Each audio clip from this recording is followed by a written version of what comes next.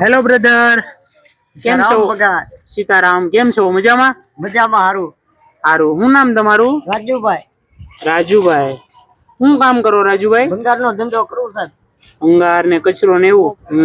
પરિવારમાં કોણ કોણ છે? પરિવારમાં શાંતિ છે. અત્યારે રહેવાનું ક્યાં? અત્યારે અહીંયા જ રહું છું. પછી તમારા મા બાપ? મારા બાપ ઓફિસ જાય. આ તમારે હાથે જન્મથી આવી તકલીફ છે? બતાવો. હાથે આ જન્મથી તકલીફ છે? જન્મથી છે. અને પગે આવું છે? પગે આવું.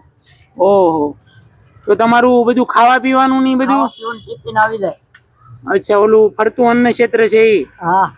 અને આ ભંગારમાં તમને કેટલા મળી જાય? ભંગારમાં 100-200 મળી જાય. 100-200 મળી જાય.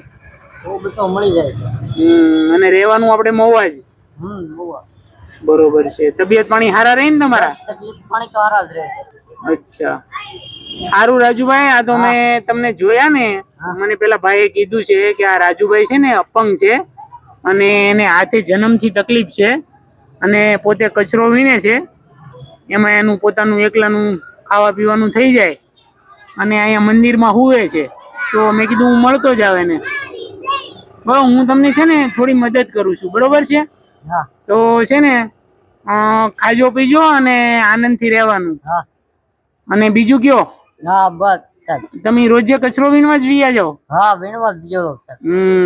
પછી વેચી દેવાનો રોજે? અઠવાડિયે 8 દિવસ દેવા જાવ. અઠવાડિયે 8 દિવસે કેટલાનો થઈ જાય? 300-400 થઈ જાય. બસ, તો કઈ નો કહેવાય. 500 નોટ આવી જાય. અચ્છા, 500 નું થઈ જાય, કઈ નક્કી નહીં. એટલે આપણું ત્રિક્ષા બાંધું દેવાય જાય. ખાવા પીવાનું થઈ જાય. ખાવા પીવાનું બધું ટાઈમે આવી જાય.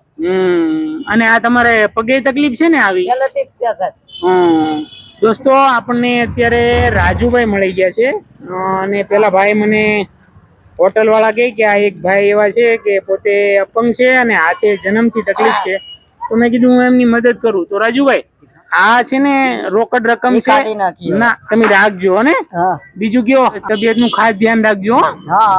ઓકે, મળીએ પછી. ચલો, આવજો.